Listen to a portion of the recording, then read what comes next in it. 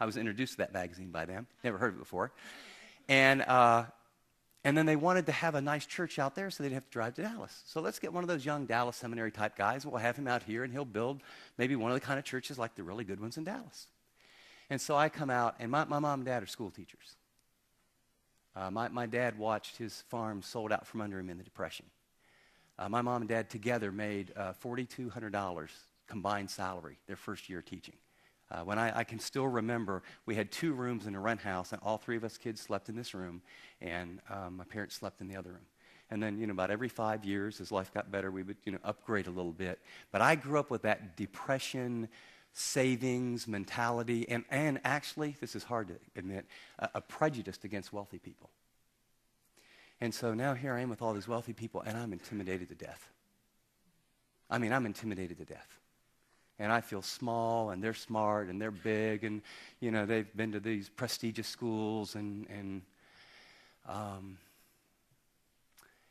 the more I got to know them, however, I started seeing some cracks and some pain and marriages, and I started helping some of their kids, and I realized, man, I think these people, could it be that they're as messed up as me?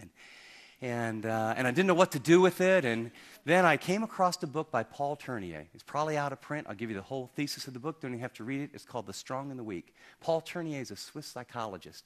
It was translated into English. I think it originally came out in French.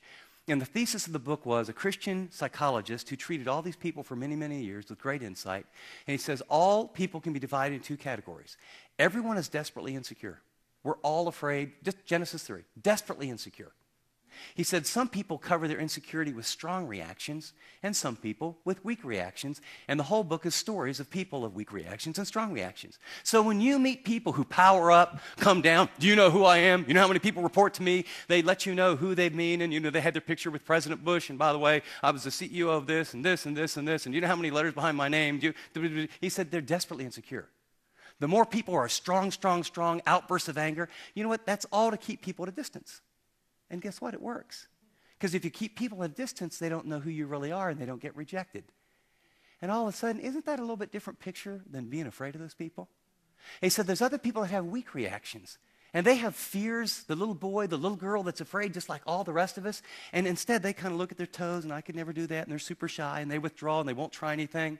And guess what? After a while, you try and help, and pretty soon, you just distance yourself because you can't help them. They really don't want any help. Guess what? Now they're safe too.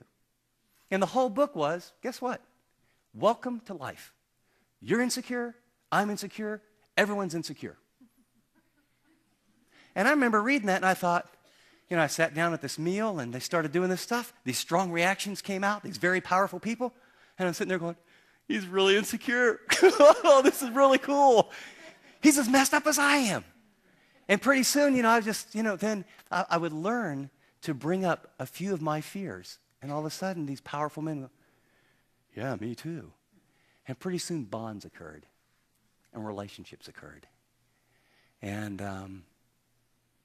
I will tell you what, you can learn to grow